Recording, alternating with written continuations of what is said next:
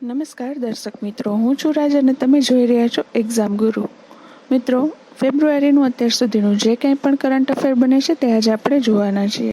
તે પહેલાં મિત્રો, જો તમે મારી ચેનલને સબસ્ક્રાઇબ નથી કરી તો નીચે આપેલા સબસ્ક્રાઇબ બટનને ક્લિક કરો, તેમજ બાજુમાં આપેલા બેલ આઇકનને પણ ક્લિક કરો, જેથી કરીને આવનારા દરેક વિડીયોની ઇન્ફોર્મેશન તમને મળતી રહે. તેમજ જો તમને વિડીયોની ઇન્ફોર્મેશન સારી લાગે તો વિડીયોને લાઇક કરવાનું ભૂલશો નહીં. ઓકે મિત્રો, તો જોઈએ આજનો પહેલો ક્વેશ્ચન.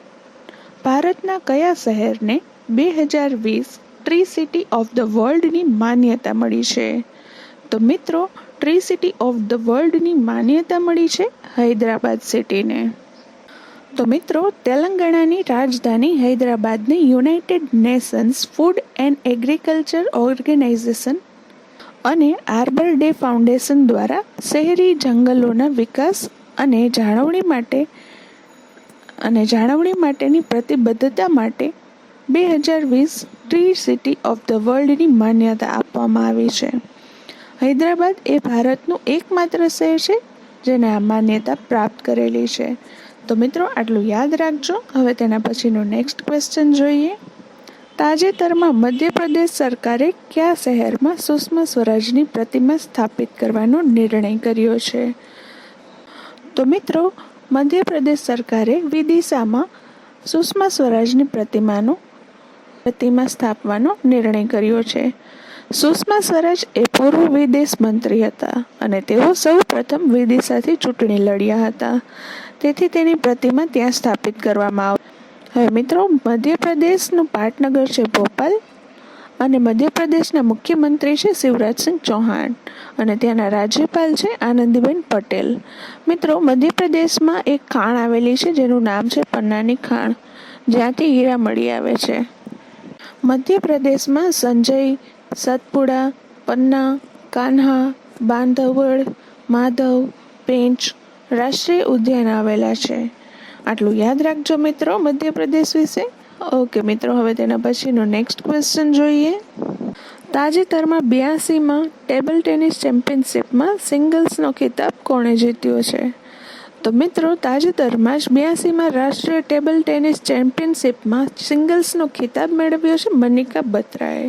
તો આ તમે ફોટોમાં પણ જોઈ શકો છો મિત્રો, આ છે મનિકા બત્રા કે જેઓ 82માં રાષ્ટ્રીય ટેબલ ટેનિસ ચેમ્પિયનશિપનો ખિતાબ મેળવ્યો છે. અને મિત્રો, આ ચેમ્પિયનશિપ હરિયાણાના પંચકુલામાં રાખવામાં આવેલી હતી. તો આટલું યાદ રાખજો મિત્રો. હવે તેના પછીનો નેક્સ્ટ ક્વેશ્ચન જોઈએ. ડીઆરડીઓએ હેલિના ધ્રુવાસ્ત્ર એન્ટી ટેન્ક ગાઇડેડ મિસાઇલનું સફળ પરીક્ષણ ક્યાં કર્યું છે? તો મિત્રો, ડીઆરડીઓએ હેલિના ધ્રુવાસ્ત્ર એન્ટી ટેન્ક ગાઇડેડ મિસાઇલનું સફળતાપૂર્વક પરીક્ષણ કર્યું છે રાજસ્થાનમાં. આ ફોટોમાં તમે જોઈ શકો છો મિત્રો, આ છે હેલિના. હવે મિત્રો, ડીઆરડીઓ એટલે defence research and development organisation અને તેની સ્થાપના થયેલી હતી મિત્રો 1958માં અને તેનું મુખ્યાલય એટલે કે હેડક્વાર્ટર આવેલું છે દિલ્હીમાં અને તેના ચેરમેન છે જી સતીશ રેડ્ડી. ઓકે મિત્રો, તો આટલું યાદ રાખજો ડીઆરડીઓ વિશે. હવે તેના પછીનો નેક્સ્ટ ક્વેશ્ચન જોઈએ. તાજેતરમાં કોણે ચોથી વખત ઓસ્ટ્રેલિયન ઓપન ગ્રેન્ડ સ્લેમ જીત્યો છે? તો મિત્રો, ઓસ્ટ્રેલિયન ઓપન ગ્રેન્ડ સ્લેમ જીત્યો છે નાઓમી ઓસાકાએ. તો આ તમે ફોટોમાં જોઈ શકો છો મિત્રો, આ છે નાઓમી ઓસાકા. જેનિફર બ્રેડીને હરાવીને નાઓમી ઓસાકાએ ચોથી વખત ગ્રેન્ડ સ્લેમનો ખિતાબ મેળવ્યો છે. ઓકે મિત્રો, તો જોઈએ હવે તેના પછીનો નેક્સ્ટ ક્વેશ્ચન. તાજેતરમાં અટલ પર્યાવરણ ભવનનું ઉદ્ઘાટન ક્યાં કરવામાં આવ્યું છે? તો મિત્રો, અટલ પર્યાવરણ ભવનનું ઉદ્ઘાટન કરવામાં આવ્યું છે લક્ષદ્વીપમાં. કેન્દ્રીય પર્યાવરણ, વન અને જલવાયુ પરિવર્તન મંત્રી પ્રકાશ જાવડેકરે લક્ષદ્વીપમાં અટલ પર્યાવરણ ભવનનું ઉદ્ઘાટન કર્યું. તો આ તમે ફોટોમાં પણ જોઈ શકો છો મિત્રો. હવે મિત્રો, લક્ષદ્વીપની રાજધાની છે ક્વાર્તી અને ત્યાંના પ્રશાસક છે પ્રફુલ્લ પટેલ. તો આટલું યાદ રાખજો મિત્રો. હવે તેના પછીનો નેક્સ્ટ ક્વેશ્ચન જોઈએ. ઉત્તર પ્રદેશના કયા જિલ્લાને સ્કોચ ગોલ્ડ એવોર્ડ મળ્યો છે? તો મિત્રો, ઉત્તર પ્રદેશના અયોધ્યા જિલ્લાને સ્કોચ ગોલ્ડ એવોર્ડ મળ્યો છે. કોવિડ-19ને ફેલાતો અટકાવવા માટે અયોધ્યામાં ઘણા પ્રયાસો થયેલા હતા, તે માટે આ એવોર્ડ અયોધ્યાને પ્રાપ્ત થયેલો છે. સમાજમાં કોઈ યોગદાન કે કોઈ પરિયોજના કે કોઈ સંસ્થાના કાર્યો જે ભારતને એક શ્રેષ્ઠ રાષ્ટ્ર બનાવવા માટે ઉપયોગી થતો હોય તેને આ એવોર્ડ આપવામાં આવે છે. સ્કોચ એવોર્ડની શરૂઆત થયેલી હતી મિત્રો 2003માં. તો આટલું યાદ રાખજો મિત્રો. હવે તેના પછીનો નેક્સ્ટ ક્વેશ્ચન જોઈએ. દાદા સાહેબ ફાળકે એવોર્ડમાં કોને શ્રેષ્ઠ અભિનેતા અને શ્રેષ્ઠ અભિનેત્રીનો એવોર્ડ મળ્યો છે? તો મિત્રો અક્ષય કુમાર અને દીપિકા પાદુકોણને આ એવોર્ડ એનાયત થયો છે. આ ફોટોમાં તમે જોઈ શકો છો. આ છે અક્ષય કુમાર અને આ છે દીપિકા પાદુકોણ. અક્ષય કુમારને તેમની ફિલ્મ લક્ષ્મી અને દીપિકા પાદુકોણને તેમની ફિલ્મ છપાક માટે આ એવોર્ડ મળેલો છે. આટલું યાદ રાખજો મિત્રો. હવે તેના પછીનો નેક્સ્ટ ક્વેશ્ચન જોઈએ. મધ્યપ્રદેશના હોશંગાબાદ શહેરનું નામ બદલીને શું રાખવામાં આવશે?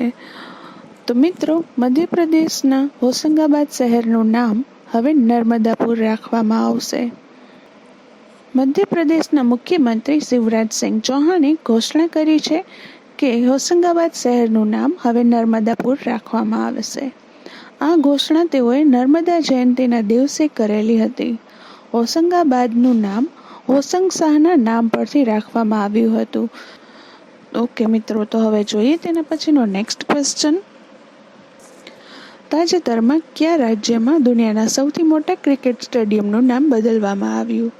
તો મિત્રો ગુજરાત રાજ્યમાં દુનિયાના સૌથી મોટા ક્રિકેટ સ્ટેડિયમનું નામ બદલવામાં આવ્યું છે અને તેનું નામ રાખવામાં આવ્યું છે મિત્રો નરેન્દ્ર મોદી સ્ટેડિયમ. ગુજરાતના અમદાવાદમાં જે મોટેરા સ્ટેડિયમ છે તેનું પહેલાં નામ હતું સરદાર વલ્લભભાઈ પટેલ અને હવે તેનું નામ રાખવામાં આવ્યું છે નરેન્દ્ર મોદી સ્ટેડિયમ. ઓકે મિત્રો, તો આટલું યાદ રાખજો. ઓકે મિત્રો, હવે તેના પછીનો નેક્સ્ટ ક્વેશ્ચન જોઈએ. તાજેતરમાં કયા રાજ્યની રાજ્ય સરકારે બજેટ મોબાઈલ એપ લોન્ચ કરી? મિત્રો તાજેતરમાં જ ગુજરાત રાજ્યની રાજ્ય સરકારે બજેટ મોબાઈલ એપ લોન્ચ કરી છે.